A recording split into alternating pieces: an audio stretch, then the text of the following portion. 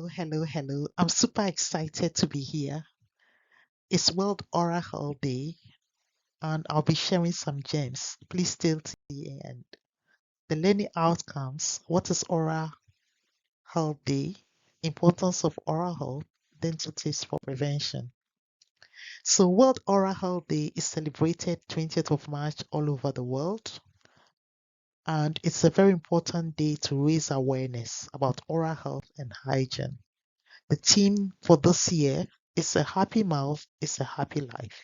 Your teeth are very important. When you have teeth, it gives you confidence. You're able to speak comfortably and eat comfortably and affect your overall well-being.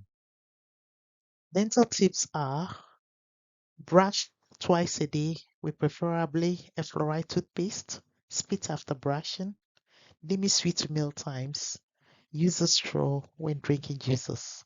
If you're a nursing mother, as soon as a child falls asleep, remove the breast to prevent nursing caries. As always, there's a disclaimer. This is for information purposes. If you need diagnosis and treatment, you need to see a dentist face to face.